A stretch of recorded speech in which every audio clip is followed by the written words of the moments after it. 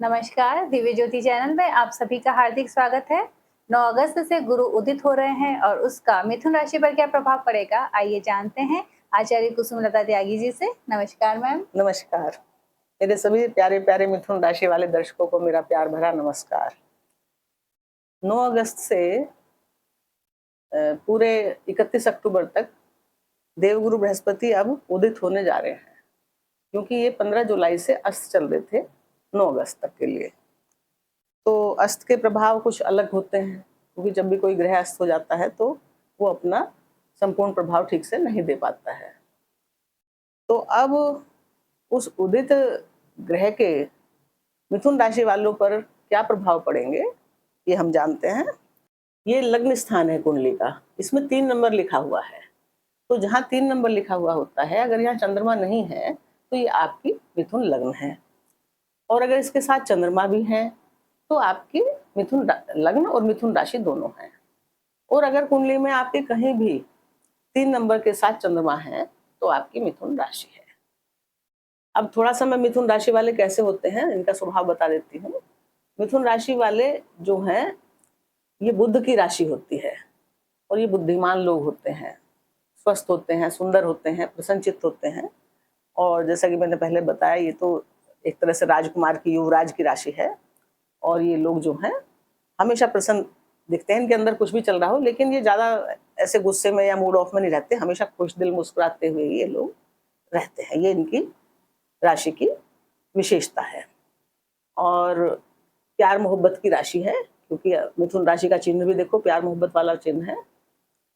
तो ये इनके राशि में देवगुरु जो हैं, हम उनके उदय होने की बात कर रहे हैं, क्योंकि अभी अस्त चल रहे हैं ये 9 तारीख तक। तो ये इनके आए, क्योंकि कर्क राशि में आए हुए हैं देवगुरु। तो सबसे पहले तो मैं बताऊं कि ये गुरुदेव जो हैं ये 12 साल बाद अपनी उच्च की राशि में कर्क में आए हुए हैं। अब इनका उदय होना बहुत महत्वपूर्ण घटना है, और अस्त होना भी बहुत महत्वपूर्ण घटना थी, इसलिए मैंने अस्त के ऊपर भी एक वीडियो बनाई थी, और अब मैं उदय के ऊपर भी इसीलिए वीडियो बना रही हूँ कि इनका महत्व हमारे जीवन में बहुत है।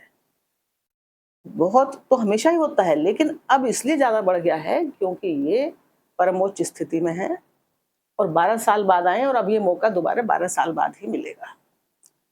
और ये पुष्य नक्षत्र में, पहले पुनर्वसु नक्षत्र में थे, फिर पुष्य नक्षत्र में, और फिर जो है ये अभी पुष्य नक्षत्र में ही रहेंगे, और 18 अगस्त से ये बुध के अश्लेषा नक्षत्र में चले जाएंगे। अभी ये शनि के नक्षत्र में पुष्य में चल रहे थे, जो नई नई योजनाएं आपके लिए खोल रहे थे। और अभी भी बुध के नक्षत्र में ये इनके लिए भी, ये भी नक्षत्र बहुत अच्छा है, क्योंकि बुध इनके कोई शत्रु तो है नहीं, मित्र राशि है। और बुध क्या है, बुध की ही आपकी राशि है, और बुध क्या है, फाइनेंस है, हमारा धन है, धन से संबंधित सारे कार्य। हमारे वित्त मंत्री कौन है, बुध। धन से संबंधित जो भी होता है वो कार्य, वो सब बुध के द्वारा संचालित होते हैं।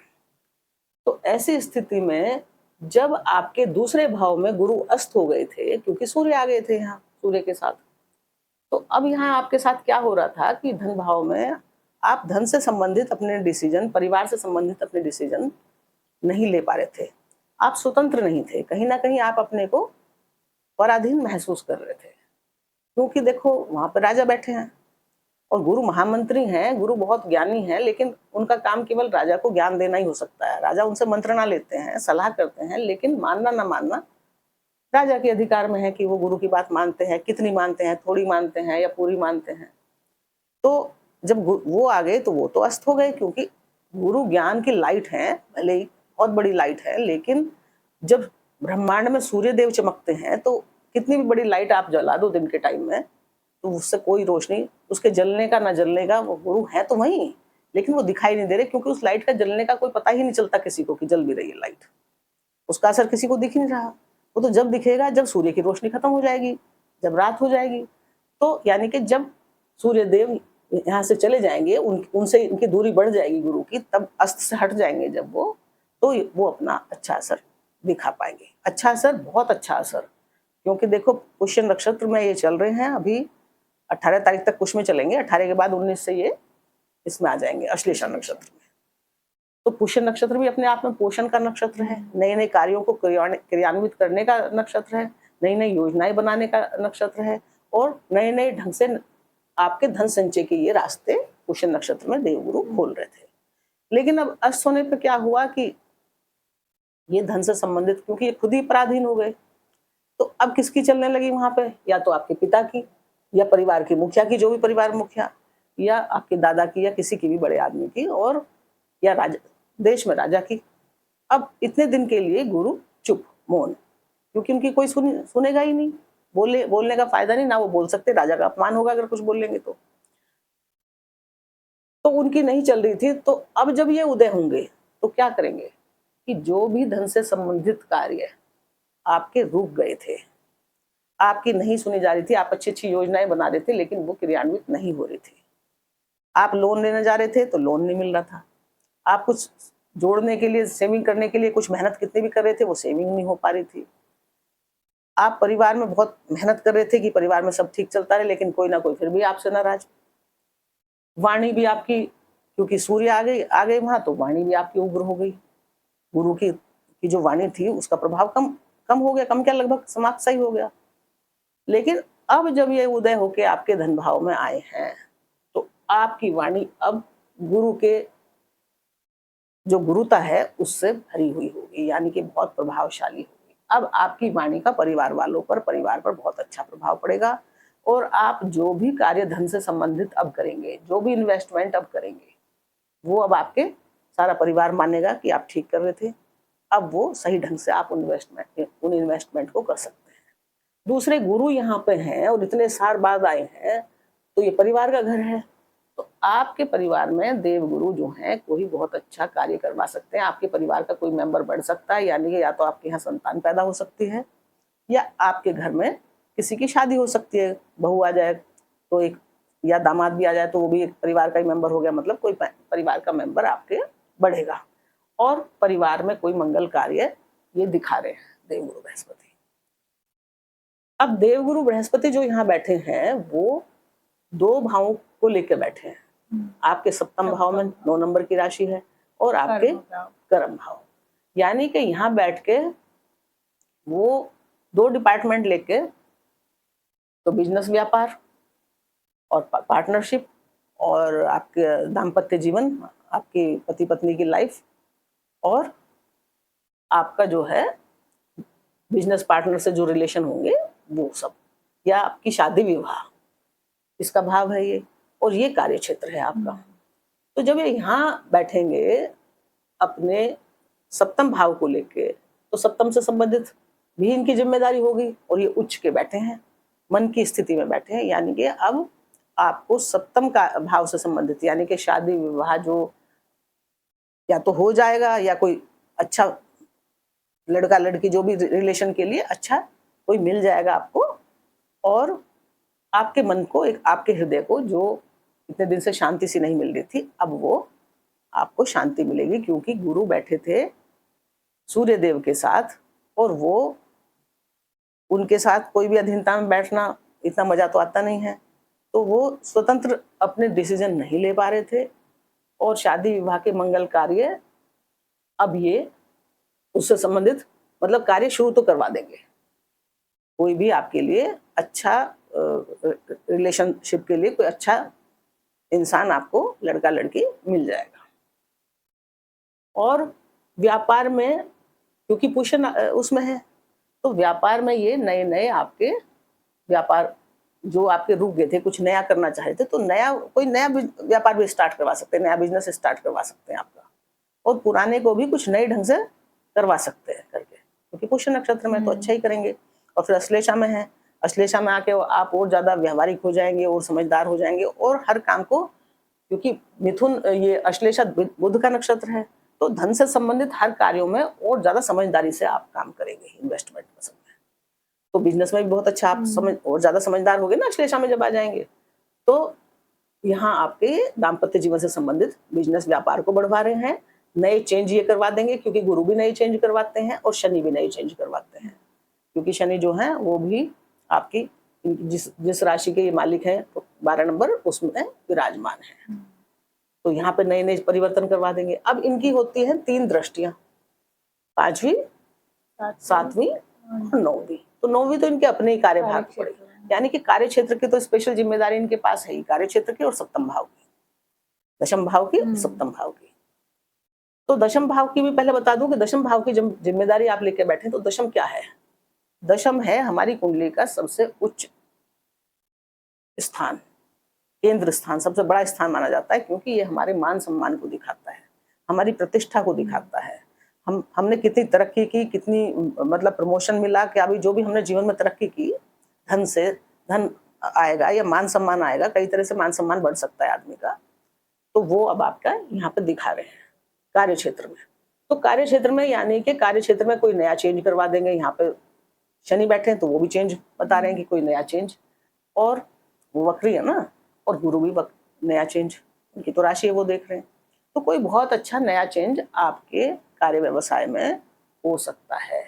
और अब आपको जो आपका सम्मान रुक गया था, जो आप मेहनत कर रहे थे, जो आप डिजर्व करते थे, जो अभी आपको नहीं मिल रहा था, क्योंकि वो जो नहीं मिल रहा था वो उच्च अधिकारियों की वजह से ही नहीं मिल रहा था, जो आपसे उच्च अधिकारी थे, जिनसे आपको उम्मीद थी कि आपकी प्रशंसा करेंगे, आपको कुछ प्रमोशन देंगे, कुछ मतलब आपको बढ़ा के देंगे, इंक्रीमेंट देंगे आपको, लेकिन ऐसा कुछ हुआ नहीं था, आपका सब रुक गया था और आपके कार्यों की कोई वैल्यू नहीं की जा रही थी, मतलब वैल्यू बहुत कम हो गई थी। ऐसा लग रहा था कि आप कुछ कर ही नहीं रहे हैं, आपको अपने मन में भी ऐसे ही लग रहा था कि मैं ठीक से कुछ कर नहीं पा रहा हूँ शायद।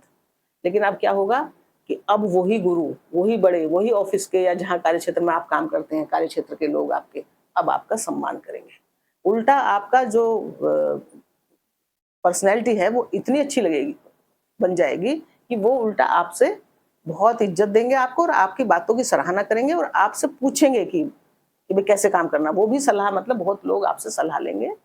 और ये भी हो सकता है कि कार्य व्यवसाय के क्षेत्र में या यहाँ पे ये बिजनेस के क्षेत्र में कोई ऐसे अच्छे गुरु या कोई ऐसे अच्छे लोगों का आपको साथ मिल जाए जो आपकी बहुत मदद करे।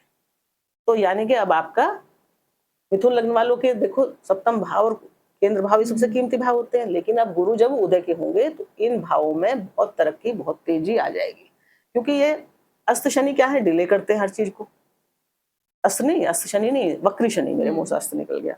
तो वक्री शनि यहाँ पे है, तो शनि तो वैसे ही डिले के कारक है, और जब वो वक्री होते हैं तो और डिले करते हैं, और देर करते हैं। लेकिन गुरु का यहाँ उदित हो जाना आपके डिले जो कार्य थे, जो रुके हुए कार्य थे, उन सब में तेजी ला देंगे। तेजी इसलिए भी लाएंगे क्योंकि वो अब अतिचारी हैं, केवल वो दिसंबर तक के लिए नहीं, अक्टूबर तक के लिए, 31 अक्टूबर तक के लिए आए हुए हैं। तो 31 अक्टूबर तक वो अपनी बहुत तेज स्पीड में है, तो उनको जो देना है, जो करना है, वो बहुत शीघ्रता में है, तो वो करके जाएंगे। तो इसलिए अब आपके कार्यों में फास्ट मूविंग होगी, मतलब तेजी से कार्य आगे बढ़ेंगे। अब इनकी जो मैंने बताया कि 3 दृष्टि होती है, 5वीं दृष्टि से ये देखेंगे आपके छठे भाव को। तो छठा भाव क्या है? रोग, रिपु और ऋण, और हमारे जो है कंपटीशन का भाव है, जॉब का भाव है, और ये इनके मित्र का ही भाव है। वैसे मंगल देव, मंगल की राशि ना, इनका मित्र का घर है। तो गुरु जी की जब यहाँ दृष्टि पड़ेगी तो रोग और शत्रु जो बहुत समय से आपको परेशान कर रहे थे वो आपके चले जाएंगे। आप कुछ मतलब बिजनेस के लिए कोई लोन उठाना चाह रहे थे, नहीं मिल रहा था, बार बार बैंक वाले आपको चक्कर लगवा रहे थे, कभी कोई चक्कर, कभी कोई चक्कर, अब वो चक्कर खत्म हो जाएंगे। अब आपको अगर आप लोन लेना चाहते हैं तो आसानी से मिल जाएगा। और कोई कंपटीशन के क्षेत्र में आप जा रहे थे, मतलब कोई कंपटीशन कर देना चाह रहे थे लेकिन नहीं दे पा रहे थे, सफल नहीं हो पा रहे थे, तो अब गुरु उदित हो गए हैं, तो अब आपको कंपटीशन में, उच्च शिक्षा में, क्योंकि भाग्य के भी कारक होते हैं, अब आपको सफलता देंगे। और भाग्य के कारक ये होते हैं, संतान के कारक गुरु होते हैं। तो जब ये अस्त थे तो इन्होंने इन सभी जो इनके कार्य क्षेत्र, धन, संतान, भाग्य, धर्म, इन सब में जो है इन्होंने नहीं कमी लाई, आ गई थी इनके अस्त होने से कमी। अब वो सब क्षेत्र आपके, क्योंकि इनके कारक हैं, वो आपके सुधर जाएंगे। यानी कि भाग्य जो आपका साथ नहीं दे रहा था, भाग्य से भी अब आपको लाभ मिलेगा, गुरुओं से लाभ मिलेगा, और पिता से लाभ मिलेगा, और पिता का सहयोग अब अच्छा मिलेगा आपको। जो पहले बीच में ऐसा हो गया था ना कि पिता का सहयोग इस तरह से मिल रहा था, मिल तो रहा था, पर पिता अपनी बड़े या पिता अपनी मनमानी कर रहे थे, आपकी बात आप कहना चाह रहे थे तो सुनी नहीं जा रही थी। लेकिन अब वो आपकी बात पे ध्यान देंगे और वो सपोर्ट करेंगे कि हाँ वास्तव में आप सही हो। और धार्मिक यात्राएं वगैरह आप करना चाहते हैं तो वो करेंगे। उच्च शिक्षा के का भी ये भाव है और उसके स्वामी कंपटीशन में बैठे हैं, तो जो है आप उच्च शिक्षा भी अगर आप करना चाह रहे हैं तो आपको सफलता मिलेगी। और ये गुरु क्या है कि एजुकेशन के भी कारक हैं, चाहे आपकी कुंडली में गुरु की उस स्थान पर दृष्टि पड़े या ना पड़े, लेकिन वो धन, एजुकेशन, ज्ञान, ये सब गुरु की देन है। विवाह भी गुरु ही कराते हैं। इनकी बिना मर्जी के, जब तक इनकी आज्ञा नहीं होती, शादी विवाह नहीं होते। जब तक ये उदित नहीं होते, शादी विवाह नहीं होते, क्योंकि गुरु का होना, गुरु की गवाही साक्षी के लिए, शादी के लिए जरूरी है। तो अब क्या होगा, अब ये सारे कारक जो तत्व जो हैं इनके काम करने लग जाएंगे। तो इनकी दूसरी दृष्टि साथी कहाँ पड़ेगी, आपके अष्टम भाव पे। और अष्टम भाव में शनि की मकर राशि है और शनि वक्री चल रहे हैं, धीरे चल रहे हैं। तो यहाँ से भी बहुत सारे जो अचानक से धन लाभ आपके मिलने थे, जो अचानक कोई फायदा होना था, वो रुक गए थे। अचानक का घर है ये, और ये रिसर्च का घर है, और ये ऑकल्ट साइंस का तंत्र मंत्र यंत्र, जितनी भी आध्यात्म से जुड़ी हुई शक्तियां हैं, ये उन सब का घर है, ससुराल का घर है। तो अब जब देवगुरु उदय हो जाएंगे, तो जब उनकी दृष्टि पड़ेगी, तो गुरु तो धन के कारक हैं, दे तो सूर्य भी धन दे रहे थे यहाँ देख के, लेकिन अब गुरु धन के, सूर्य में तो थोड़ी उग्रता है, गुरु धन के स्पेशल कारक हैं। अब उनका कारकत्व अच्छा हो गया है क्योंकि वो उदय हो जाएंगे। तो जो भी रुका हुआ आपका धन बच कहीं पे था, या जो धन आप भूल गए थे, या पुराना धन, क्योंकि गुरु क्या है, पुरानी चीजों को लाएंगे, और शनि भी पुरानी चीजों को। तो जो पुराने धन था, पुरानी कोई भी कुछ भी रुका हुआ आपका था, वो आपको मिल जाएगा। ससुराल में कोई आपका धन रुका हुआ था, उन्होंने कुछ उधार ले रखा था, नहीं लौटाया था, तो वो भी आपको मिल जाएगा। जो रिलेशन थोड़े गड़बड़ हो रहे थे ससुराल वालों से, मतलब जीवन साथी के परिवार वालों से, वो अब ठीक हो जाएंगे। यहाँ पे आके आप अगर कोई रिसर्च वर्क कर रहे हैं जो रुक रही थी, सालों से आप उस पर लगे हुए थे, पूरी नहीं हो रही थी, अब ये अक्टूबर तक, क्योंकि उदय हो गए हैं और 31 अक्टूबर तक रहेंगे, तो 31 अक्टूबर तक ये सबके काम पूरे करवा के जाएंगे। ये रहा इनका सप्तम दृष्टि का प्रभाव। और अब इनकी नवम दृष्टि अपने कार्य क्षेत्र पर जारी है, तो वो तो मैं आपको बता ही चुकी हूँ कि कार्य क्षेत्र के तो वैसे भी कारक बनते हैं, और यहाँ इनकी दृष्टि भी है, और ये भाव भी इन्हीं का है, और वहां शनिदेव विराजमान है। यानी कि वो शनिदेव रेवती नक्षत्र में चल रहे हैं, अंतिम नक्षत्र है, वो भी कुछ नया चेंज करने जा रहे हैं, वक्री हो गए हैं, और लास्ट राशि में और लास्ट नक्षत्र में है। तो इस बार सबके जीवन में शनिदेव कुछ बहुत बड़ा चेंज, परिवर्तन करने के लिए आए हैं। ये मैंने आपको हर बार अपने हर वीडियो में बताया है। तो गुरु भी चेंज करवा रहे हैं और शनि भी चेंज करवा रहे हैं, और रेवती नक्षत्र में चेंज करवा रहे हैं। तो चेंज तो होता हुआ किसी को भी नहीं अच्छा लगता है। हमें क्या होता है, जैसी आदत होती है, जैसा हम जीवन जी रहे हैं, हमको वही अच्छा लगता है। उससे हटके कुछ भी होता है तो हमें, हमारे मन को वो जल्दी से पसंद नहीं आता। जब वहाँ अच्छा हो जाता है तब पसंद आता है। कोई भी काम हो, किसी भी नए काम की आप शुरुआत करोगे तो शुरू में तो दिक्कत होती है। अपने कमरे में आप टाइल्स भी लगवा लगो, बाथरूम भी ठीक करवा लगो, तो कुछ दिन तो आपको परेशान रहना पड़ेगा। अरे पहले ठीक था, अपने जैसे भी था, नहा रहे धो रहे थे, आराम से चल रहा था। लेकिन जब वो बढ़िया बन जाता है तो आपको लगता है कि थोड़ी परेशानी तो उठाई, लेकिन बहुत बढ़िया हो गया। तो ऐसे ये चेंज हो सकता है, सब लोगों को अच्छा ना लगे, चेंज तो होगा, लेकिन इसका मतलब ये नहीं है कि वो अच्छा नहीं होगा। वो अच्छा होगा चेंज, कोई बड़ा चेंज होगा। हमेशा देखो, हमारे समाज में या दुनिया में हर समय अब तक कितने चेंज आ चुके हैं। अगर ये चेंज ना होते तो आज मैं यहाँ बैठ के आपको ये ज्योतिष ना सिखाती होती। तो ये चेंज का ही तो वो है। तो चेंज से हमेशा इंसान डरता है, लेकिन सारे चेंज खराब के लिए नहीं होते, क्योंकि अब शनिदेव जो हैं फिर से अपना जर्नी स्टार्ट करेंगे मेष राशि में जून 2027 से। तो अब ये चेंज, बड़े बड़े चेंज तो आ रहे हैं, लेकिन ये चेंज का जो शुरू में आपको खराब मैं बता रही हूँ लग सकते हैं, लेकिन इनका जो दूरगामी परिणाम दूरगामी परिणाम सबके लिए अच्छा होगा। कुछ ना कुछ सबके लिए नया आरंभ अच्छा ही होगा। अब संतान के कारक है ये, तो मैंने बताया संतान आपके, संतान ये परिवार बढ़ा रहे हैं। और अगर संतान, क्या होता है जब देवगुरु अस्त होते हैं तो संतान हमारी बातें कम सुनती है, वो ध्यान नहीं देती है इतना, मतलब संतान कई बार उल्टे जवाब देने लग जाती है या मतलब आपका आदर कम करने लग जाती है।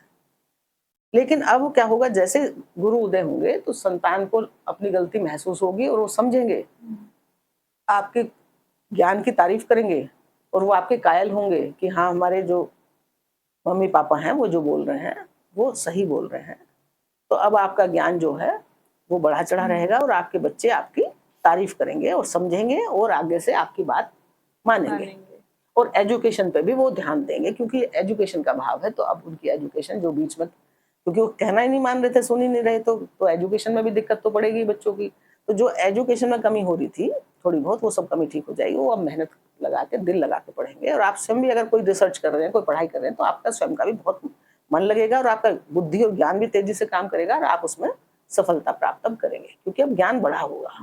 अभी तक क्या हो रहा था, आपका ज्ञान में भी अपने ऊपर संशय हो रहा था और धर्म भी उतने अच्छे से आप नहीं, भले ही चाहे आध्यात्म के दृष्टि दे रहे थे, लेकिन अस्त थे।